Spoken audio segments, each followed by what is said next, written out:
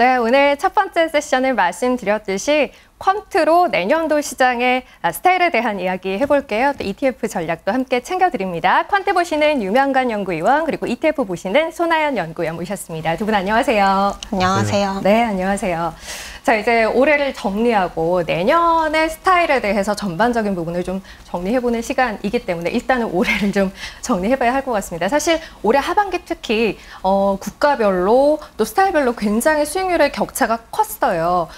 선진국은 하반기 들어서 5% 이상 올랐다면 신흥국은 오히려 10%가량 하락을 했고 한국은 또 그 가운데서도 코스피가 9% 이상 하락을 했던 한국 투자자분들이 굉장히 힘들었던 하반기였다라고 정리를 할 수 있을 것 같은데 이렇게 지역별로 격차가 크게 벌어졌던 이유가 뭐였을까요? 일단 주식 수익률에서 차이가 났었던 가장 근본적인 이유는 실적에서 많이 차별화가 났습니다. 실적? 네, 그러니까 내년도 기업 이익을 바라볼 때 이제 애널리스트들의 추정치를 많이 사용을 하는데 네. 하반기부터 선진국 기업들의 실적 추정치는 대략 9% 가까이 상향 조정된 반면에 신흥국은 2% 상향 조정이 좀 그쳤습니다. 그 중에서도 한국은 마이너스를 기록을 했고요. 사실 이 부분에서 성과 차이가 크게 났다라고 저는 판단을 하고 있습니다. 근데 그림을 한번 봐주시게 되면은 네.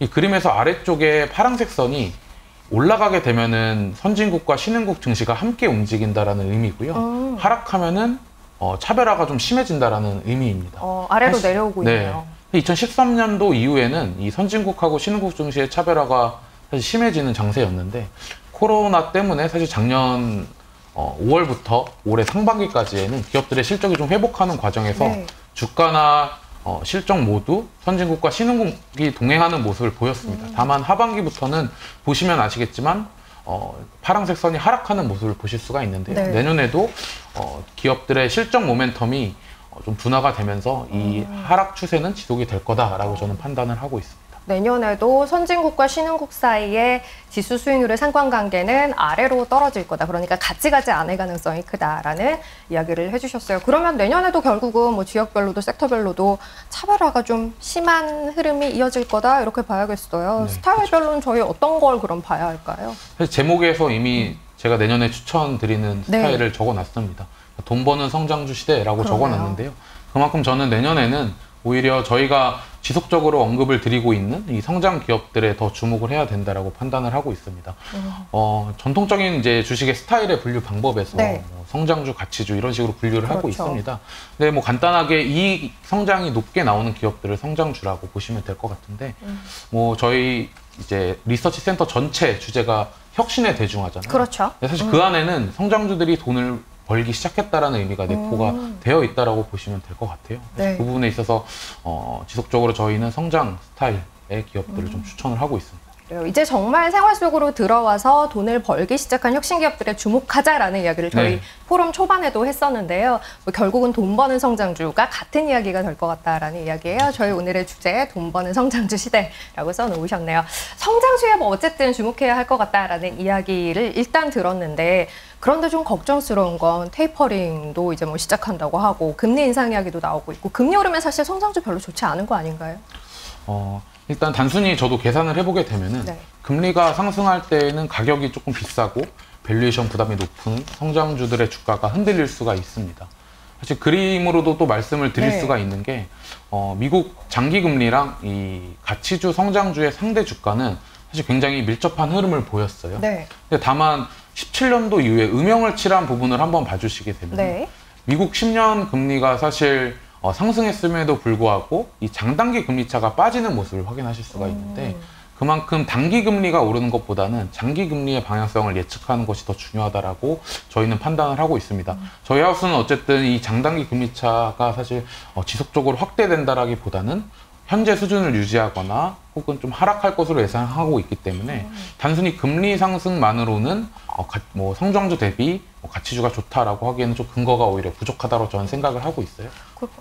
그러면 성장주가 우호적일 걸로 보는 그러니까 뭐 금리는 큰 걸림돌이 아니다라는 네. 이야기를 하셨기 때문에 플러스 요인들을 좀 볼까요? 네, 우호적일 그렇죠. 걸로 보는 이유? 크게 세 가지 정도로 요약을 해볼 수가 있을 네. 것 같습니다.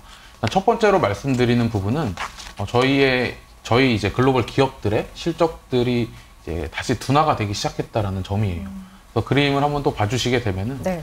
사실 이제 글로벌 금융위기 이후에 사실 매출액 증가율이 평균적으로 기업들이 한 3%밖에 늘질 못했습니다. 연간으로 봤을 때. 네. 2000년대 중반에 저희가 알고 있는 성장률이 굉장히 높았었던 시기에는 매출 증가율이 7% 정도 기록을 했지만 사실 코로나 때문에 올해 기업들의 매출 증가율이 굉장히 높아졌습니다. 네네.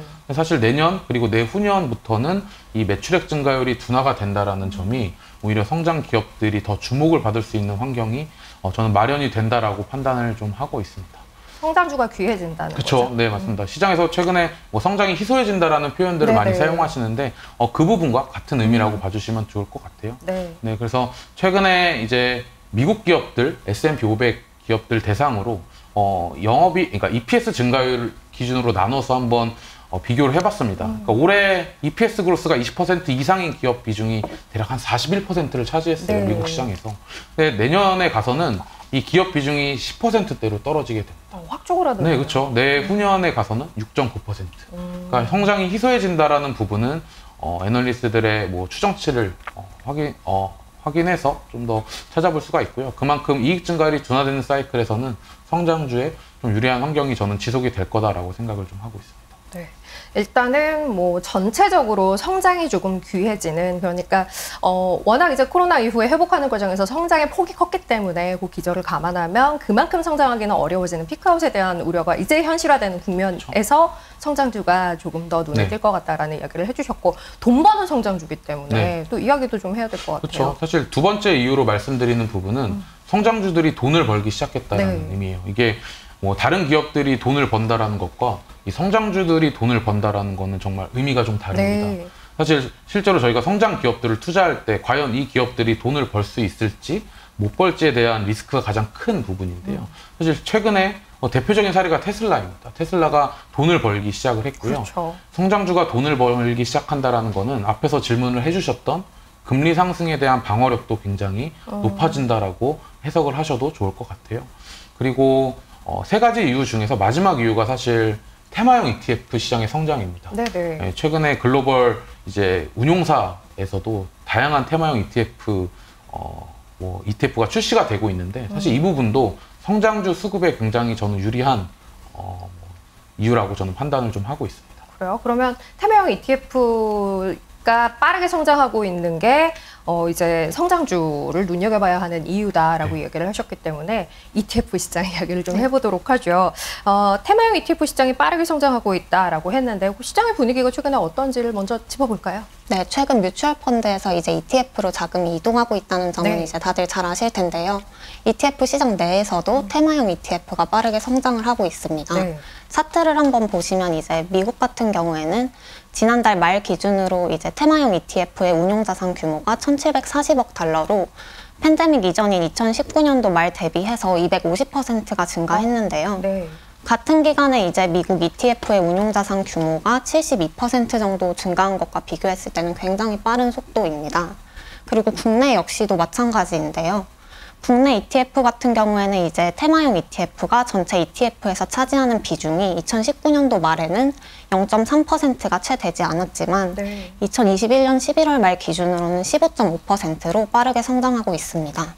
테마형 ETF 안에 들어있는 종목들이 사실 성장주 성격을 갖고 있는 것들이 많기 때문에 이쪽으로 돈이 많이 몰린 게 수급적으로는 성장주의 플러스 요인이 될 수 있다라는 거죠. 이게 이제 이 논리가 유지가 되려면 테마형 ETF 시장이 앞으로 계속 좋아야 한다라는 전제가 있을 텐데 어떻게 보고 계세요? 아무래도 테마형 ETF 시장이 이렇게 좀 빠르게 성장할 수 있었던 점 중에 하나는 코로나19 이후에 디지털 전환이 좀 가속화되고 이런 좀 사회 구조적인 변화에 대한 좀 사람들의 투자자분들의 관심이 높아지는 점도 있겠고 또 이외에도 글로벌 자산 운용사들에서 다양한 테마형 ETF 상품들을 출시하면서 이제 좀 투자자분들의 선택지가 넓어진 점 등이 좀 긍정적인 요인으로 작용한 것 같습니다. 그런 분위기는 일단 당분간은 지속될 수 있을 것 같다라는 이야기인 거고, 다시 앞서 이야기했던 부분들 짚어보면 금리가 상승한다고 하더라도 성장주가 계속 좋을 걸로 보는 이유는 전반적인 기업들의 성장률이 둔화됐다는 거, 그리고 성장주들이 돈을 벌기 시작했다는 거, 여기에 이제 수급적으로도 테마형 ETF 시장이 좀 커졌다라는 거 꼽을 수 있을 것 같다, 이렇게 요약할 수 있을 것 같아요. 저희 이제 시작할 때 그 한국 투자자들이 워낙 좀 힘들었던 하반기였습니다라는 이야기를 했었는데 어떻게 보세요? 한국 시장에서도 성장주가 좀 유리한 환경이 내년도에 펼쳐질까요? 그렇죠. 일단 한국 시장에 간단하게 말씀드리면 난이도가 굉장히 높아질 것 같아요. 맞아요. 굉장히 어렵다는 얘기를 지금도 하는데요. 맞습니다.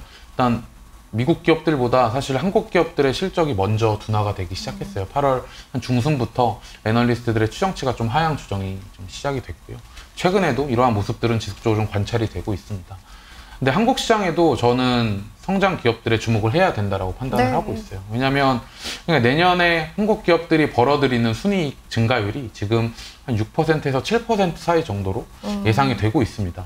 근데 사실 올해 이제 기업들의 이익 증가율이 거의 2배 이상 는 상황에서 내년도에 이익 증가율이 둔화가 된다라는 거는 굉장히 자연스럽다라고 생각하실 수도 있겠지만 지금의 이 추정치가 저는 굉장히 좀 높게 오히려 평가가 되어 있다라고 생각을 하고 있어요. 오히려 더 보수적으로 볼 필요가 있다. 네, 지금 뭐 내년 시장을 전망을 하고 있는 입장에서는 저 7%라는 숫자에 저희가 어느 정도의 확신을 가져야 된다. 뭐 혹은 저 숫자를 믿을 수 없다라는 좀 판단이 필요할 것 같은데요. 저는 6%보다 훨씬 더 낮춰야 된다라고 판단을 하고 있습니다. 일단 가장 큰 이유는 기업들의 이 마진 부담이 높아질 것이라고 저는 판단을 하고 있어요. 그러니까 기업이 매출을 일으키고 얼만큼의 비용을 써서 결국 돈을 벌게 되는 과정이 있는데 이 영업이익률 자체가 굉장히 좀 고평가가 되어 있다라고 저는 생각을 좀 하고 있습니다. 조금 더 설명을 드리게 되면은 기업들의 비용에서 사실 매출원가라는 항목이 있습니다. 대략 한국 기업들 같은 경우에는 80% 정도를 차지를 합니다. 그러니까 매출이 100이라면은 보통 매출원가가 한 80% 정도를 차지하고 남는 이제 뭐 20이라는 그 숫자에서 판매 및 관리비를 제거하고 나면은 저희가 아는 영업이익이 발생하게 되는 부분인데요. 사실 올해 상반기까지의 한국 기업들의 매출원가율이 한 78.6%까지 하락을 했습니다. 그만큼 기업들이 뭐 비용 관리를 잘했다라고 보셔도 될 것 같은데, 이 파란색 선에서 한번 봐주시게 되면은, 오히려 상반기에 이 상품 가격 지수가 올랐거든요. 그러니까 기업들이 이제 원자재 가격이 올라가게 되면은 매출원가라는 부분이 증가하게 됐는데, 비용 부담이 늘어난다는 거죠. 사실 상반기에는 아시겠지만 매출액이 굉장히 많이 늘었습니다. 그러니까 비용이 늘어난 것보다 매출액이 크게 늘었었던 올해 상반기였기 때문에 저 매출 원가율이 하락을 할 수 있었던 부분이었고요. 내년도 혹은 지금 당장의 4분기 실적이나 내년도 실적에서는 저 주황색 선이 저는 다시 올라갈 거다라고 판단을 하고 있습니다. 그만큼 매출 원가 부담이 높아지는 한 해가 되지 않을까라고 판단을 하고 있어서 지금 9.2%라는 영업이익률 추정치가 지금 컨센서스가 9.2% 정도인데요. 대략 저는 한 1%포인트 정도는 하락할 것으로 보고 있습니다. 그래서 규모로 말씀을 드리면은 지금 한국 기업들의 영업이익에서 대략 20조 원 이상 좀 하향 조정을 하고 보수적으로 저는 봐야 된다라고 보고 있어요. 그러면 앞에서 제가 말씀드렸던 기업의 이익 증가율이 대략 6에서 7% 사이 정도로 지금 예상이 되고 있지만 올해와 크게 다르지 않은 수준의 기업 실적이 발생할 거다라고 판단을 하고 있어요. 이렇게 되면은 성장 기업들, 그럼에도 불구하고 이익이 늘어나고 매출이 늘어나는 기업들한테는 더 프리미엄을 줄 수 있다라고 저는 판단을 하고 있습니다. 그 지금 질문 올라온 것 중에 그럼에도 불구하고 최근에 보면 경기 민감주라고 부르는 것들 가운데 흐름이 나쁘지 않은 것들이 보여요. 이거는 어떤 관점에서 이해해야 할까요? 최근에 경기 민감주들이 뭐 주가가 잠깐 저는 반등을 했다라고 보는 이유는 일단 가격적으로 너무 많이 빠져 있기 때문에가 첫 번째 이유였고요. 두 번째는 사실 최근에 중국의 지준율 인하라는 이슈가 있었습니다. 그런 매크로 이벤트 정도로 저는 판단을 하고 있어요. 다만 이 경기 민감주가 사실 앞에서 말씀드렸던 매출 원가율이 높은 그런 기업들이 많이 포함이 되어 있습니다. 따라서 내년 시장을 바라봤을 때에는 사실 장기적으로 실적이 개선될지에 대해서는 조금 더 확인이 필요한 주가 반등이 아닐까라고 저는 생각을 하고 있습니다. 반등 정도로 봐야 할 것 같다라는 이야기. 한국 시장도 뭐 결국은 성장 테마들이 계속 주목받을 수밖에 없는 환경이다라고 이해를 해야 할 것 같습니다. 보면 이제 코로나 상황을 지나면서 한국 기업들도 성장주들이 많이 부각이 됐어요. 그죠? 시총에서의 순위도 많이 바뀌었고 숫자로 좀 확인을 해볼까요? 네, 일단 뭐 한국의 성장 기업들은 BBIG라는 테마로 분류를 해볼 수가 있을 것 같아요. 2차 전지, 바이오, 인터넷, 게임. 사실 이 네 가지 테마의 시가총액 비중은 이제 코스닥 시장에서는 원래 높았습니다. 근데 이제 코스피 시장에서의 변화가 조금 중요할 것 같은데 왼쪽에 사실 반도체 업종하고 이 BBIG 테마의 시가총액 비중을 비교해 보시면은 주황색이 그쵸? BBIG인 거죠? 네. 작년 사실 7월쯤에도 잠깐 반도체 업종의 시가총액 비중을 앞섰던 적이 있고요. 네. 올해 10월부터는 이 주황색 선이 파란색 선을 이제 올라간 것을 확인하실 수가 있는데 이러한 흐름이 계속 유지가 되고 있습니다. 작년 7월하고 지금하고 달라진 점에 주목을 더 해야 될 것 같은데요. 이 BBIG 기업들의 코스피 내에서 순이익 비중이 대략 작년에는 3.2%밖에 안 됐습니다. 근데 올해에는 6.5%까지 늘어날 예정이에요. 그러니까 2배 가까이 그러네요. 이익에 대한 비중이 높아졌다라는 부분이고요. 극단적인 예로 제가 자동차 업종의 순이익 비중을 같이 그려봤습니다. 그러니까 자동차 업종 같은 경우에는 올해 코스피 내에서 차지하는 순이익 비중이 대략 6.2% 정도 예상이 되고 있는데요. 그에 반해서 이 BBIG 기업들의 순이익 비중 6.5%로 이 자동차 업종을 앞서 나가기 시작했다. 그러니까 돈을 벌기 시작했다에 좀 주목을 해주셨으면 좋을 것 같습니다. 그래요. 성장주들이 돈을 벌기 시작했다. 이게 굉장히 중요한 의미를 가진다고 저희가 반복적으로 이야기를 하고 있는데 이거 뭐 어떻게 지표로 정말 이게 어떤 의미를 가지는 건지 앞서 그 얘기했어요. 금리 상승에 대한 민감도가 돈을 벌기 시작하면 좀 떨어질 수 있다. 이게 어떤 얘기인지 좀 더 추가 설명해 주시죠. 성장주들이 사실 돈을 번다라는 의미는 제가 굉장히 다른 의미다라고 말씀을 드렸는데요. 성장주들이 돈을 벌기 시작을 하면은 금리에 대한 방어력이 높아진다라는 또 표현을 드렸어요. 사실 이 부분은 듀레이션이라는 지표로 확인할 수가 있습니다. 보통 채권 투자에서 사용되는 용어이기 때문에 채권 얘기 너무 어려워지는데요. 그렇죠. 네. 좀 생소하실 수도 있는데 이 성장주들의 듀레이션은 일단 깁니다. 그러니까 PER 지표랑 굉장히 유사하다라고 보셔도 돼요. 그러니까 PER 지표가 굉장히 성장주들이 높게 측정이 되는 것처럼 듀레이션도 굉장히 길다라고 보시면 됩니다. 그러니까 듀레이션이 긴 주식들의 특징은 금리가 상승했을 때 가치 하락이 조금 클 수 있다는 게 단점 중에 하나인데요. 이 성장주들이 투자 회수기에 진입하는 성장 기업들이 많아지면서 이 듀레이션이 점점 짧아지고 있다는 게 포인트예요. 굉장히 좋은 사례가 테슬라입니다. 차트를 한번 봐주시면은 이 주황색 선이 제가 이제 계산한 테슬라의 듀레이션인데요. 2019년도만 하더라도 이 테슬라의 듀레이션이 거의 19 정도 가까이 기록을 했어요.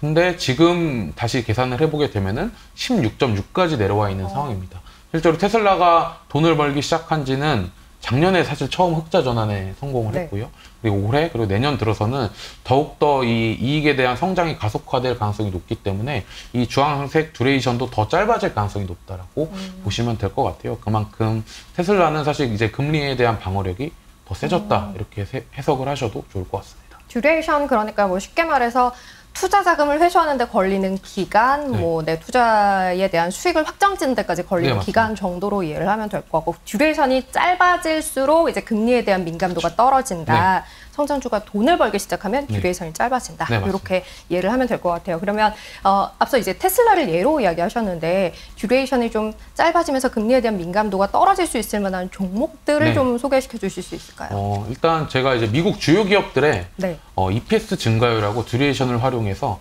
좀 제 기준에서 매력적일 수 있는 기업들을 한번 선정을 해봤습니다. 그래서 차트를 보시면은 이 주황색 영역에 있는 기업들이 제가 내년에 좋게 바라보는 기업들이라고 보시면 될 것 같아요. 동그라미 안에 있는 것들이죠.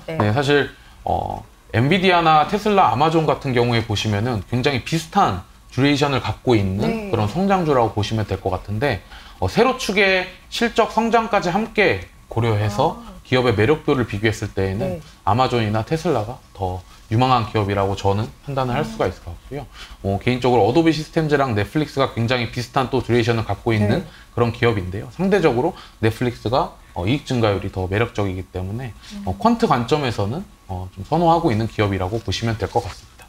한국 시장에서도 같은 논리를 적용해서 기업들이 좀 줄일 수 있을까요? 당연히 이제 한국에서도 마찬가지로 이제 듀레이션하고 이익 증가율로 활용해서 한번 업종을 골라보게 되면은 여전히 인터넷 그리고 소프트웨어 업종이 가장 매력적으로 나옵니다. 그리고 IT 하드웨어나 IT 가전 업종 같은 경우에도 사실 이익 증가율과 듀레이션을 감안했을 때에는 여전히 긍정적인 업종이라고 보시면 될 것 같고요. 기업으로 보게 되면은 마찬가지로 차트를 또 준비를 해봤습니다. 이 주황색 영역에 있는 기업들이 사실 성장주 내에서 금리 민감도 대비 이익 증가율이 높은 기업군이라고 보시면 될 것 같아요. 미국과 마찬가지로 우측 상단에 이제 위치한 기업들이 또 제가 내년 시장에서 또 좋게 보는 성장주 기업이라고 보시면 될 것 같고요. 네이버 카카오 들어있네요. 그렇죠. 네이버 카카오, 그리고 하이브, 삼성 SDI, SK 바이오사이언스까지 이렇게 좀 선별을 해볼 수가 있을 것 같습니다. 근데 다만 한국 시장은 미국하고 다르게 성장주, 가치주 이렇게 이분법적인 구분 자체가 사실 조금 무의미한 그렇죠. 시장 중에 하나예요. 그래서 뭐 FNF나 뭐 삼성전자 뭐 이런 기업들도 상대적으로 듀레이션이 좀 짧은 기업에 속하지만 이익 증가율이 높은 기업이라고 보시면 될 것 같습니다. 성장주 내에서도 돈을 벌면서 듀레이션이 좀 짧아지는 것들, 이익 증가율이 높아지는 것들 위주로 종목을 좀 추려보자라는 이야기 주셨어요. 지금 보여드린 이제 화면에 나갔던 그림이 아마 굉장히 유용할 것 같은데요. 뭐 화면에 캡처하셔도 됩니다만 저희 홈페이지 가면 또 자료 있어요. 거기에 들어있는 부분이니까요. 확인해 보시면 좋을 것 같고요. 넘어가기 전에 질문 한 가지 더 소화를 하면 성장주가 좋다라는 이야기 오늘 계속 했는데 조금 주의해서 봐야 할 부분도 있을까요? 라는 질문 주셨어요. 기본적으로 성장주 같은 경우에는 애널리스트들의 보고서를 더 많이 보셔야 합니다. 공부를 더 해야 돼요. 이익에 대한 기대가 꺾일 때가 사실 주가가 굉장히 크게 흔들릴 가능성이 높고요. 또 성장주 같은 경우에는 다른 기업들보다 주가 변동성에서도 좀 차이가 나기 때문에 사실 ETF라는 사실 투자 수단이 가장 굉장히 유리할 수가 있습니다. 그래서 ETF를 선택하시게 되면은 어쨌든 저희가 뭐 그러니까 분산 투자라는 걸 자동적으로 사실 할 수 있는 점이 있어서 성장주를 투자하시는 분들이라면은 반드시 ETF는 공부를 하셔야 된다라는 말씀을 좀 드리고 싶습니다. 그래요. 그럼 자연스럽게 내년도 ETF 전략에 대한 이야기도 좀 들어볼까요? 네, 22년도 이제 ETF 투자 전략을 말씀드리면 핵심 빅테크와 4개 테마에 주목하자는 것인데요. 핵심 빅테크 플러스 4가지 테마? 네, 맞습니다. 그래서 하나씩 말씀드리면 먼저 빅테크 중에서도 먼 미래 이익 창출력뿐만이 아니라 당장의 영업이익도 양호한 이제 핵심 빅테크, 그리고 그런 핵심 빅테크에 집중 투자하기에 용이한 IYW 티커의 ETF를 좀 좋게 보고 있습니다. IYW? 네, 대표적인 기술주 ETF인 QQQ와 비교했을 때 IT 업종 비중이 좀 더 높고 애플이나 마이크로소프트 등 우량 기업들의 비중이 높다는 점이 특징입니다. IYW, 빅테크에 일단 좀 집중을 해야 할 것 같은데 거기서도 이제 조금 더 우량한 기업들에 집중할 수 있는 IYW라는 티커의 ETF를 좀 보자라는 이야기 주셨고요. 빅테크 말고도 4가지 테마 있다고 이야기하셨어요. 어떤 것들인지 소개를 좀 해주세요. 첫 번째로 이제 구조적 성장 테마인데요. 구조적 성장 테마가 중요한 이유는 이제 경기 사이클에 대한 영향도 적게 받고 장기 성과도 우수했기 때문입니다. 그래서 저희가 테마형 ETF를 계속 강조하는 것도 장기 성장성이 있는 기업에 투자하기 적합한 수단이기 때문인데요. 테마 초기 리딩 기업 같은 경우에는 이제 대표 지수라든지 특정 섹터 내에서 약간 비중이 적은데 테마 ETF를 통해서 이제 투자 기회를 얻을 수 있습니다. 그리고 또 장기 성장성이 있는 여러 테마 중에서는 이제 주식 듀레이션이 좀 상대적으로 짧은 블록체인이나 전기차 밸류체인 ETF를 좋게 보고 있습니다. 블록체인 테마 ETF 같은 경우에는 앞선 이제 세션에서 말씀드렸듯이 BKCH ETF가 좀 좋아 보이는데요. 블록체인 기술에 대한 노출도가 좀 높다는 점에서 투자 적합도도 높다고 보고 있습니다. 전기차 같은 경우에는 이제 침투율이 좀 가속화됨에 따라서 수혜를 받을 수 있는 전기차 밸류체인 전반에 투자하는 ETF가 좀 좋아 보입니다. 전기차는 밸류체인 어제 이제 저희 이야기하면서 LIT 이야기했었어요. 혹시 같은 거 보고 계신가요? 네, 맞습니다. LIT에 좀 적합도가 높다고 보고 있는데요. 이제 배터리 소재 기업 비중이 좀 높고 또 운용자산 규모가 가장 큰 점, 그리고 같은 테마 내에서도 자금이 계속 유입되고 있는 점 등이 이제 좀 긍정적입니다. 그래서 마지막으로 이런 구조적 성장 테마와 함께 포트폴리오의 안정성 효과를 높일 수 있는 변동성 해지 테마로 이제 저변동성 ETF인 SPLV 티커의 ETF와 인플레 해지가 가능한 리츠 ETF인 VNQ도 좀 관심 있게 보시면 좋으실 것 같습니다. 그렇습니다. 정리하자면 빅테크 쪽에 관심 갖되 그 안에서도 우량한 기업들에 조금 더 투자 비중이 높다고 할 수 있는 IYW 관심 가져보자라는 이야기 드렸고요. 그리고 이제 테마로는 BKCH 블록체인 관련한 것들 한번 보자라는 이야기, 그리고 LIT 전기차 이제 밸류체인 좀 눈여겨보자라는 차원에서 마지막으로 저변동성 ETF 또 이야기하셨어요. SPLV 그리고 인플레 해지 가능한 리츠 ETF VNQ 이렇게 정리해드리겠습니다. 자, 오늘 이제 저희 쭉 내년도 시장에 어떤 어떤 관점에서 대응을 해야 할까 핵심만 추려서 좀 이야기를 드린 것 같은데요. 그중에서도 핵심만 좀 더 추려서 오늘 이야기 정리 좀 해볼까요? 네, 이제 좀 간략하게 정리하자면 이제 2022년도는 좀 경기와 기업 실적 둔화로 성장주에 좀 유리한 환경이 계속될 것이라고 보고 있습니다. 또 실적이 개선되는 성장주들이 많아지면서 금리 변화에 대한 이런 방어력도 높아 보이고요. 그래서 국내 테마형 ETF의 성장 가속화도 좀 성장주에 대한 좀 수급적으로 긍정적인 요인이다라고 좀 정리하시면 될 것 같습니다. 알겠습니다. 성장주 그 안에서도 돈 버는 성장주에 좀 더 주목해야 하는 이유에 대해서 얘기 오늘 쭉 나눠봤어요. 성장주 안에서도 범위가 좁아지는 만큼 어떤 국가를 보느냐, 어떤 종목들, 어떤 ETF를 보느냐에 따라 수익률 차이가 천차만별로 벌어질 수 있는 굉장히 좀 어려운 한 해가 될 것 같다라는 생각이 드네요. 다만 두 분 이야기 계속해서 팔로우하면 또 좋은 결과 있지 않을까 싶습니다. 오늘 유명관 위원님 함께했고요. 손하연 위원도 함께했습니다. 두 분 고맙습니다. 감사합니다. 네.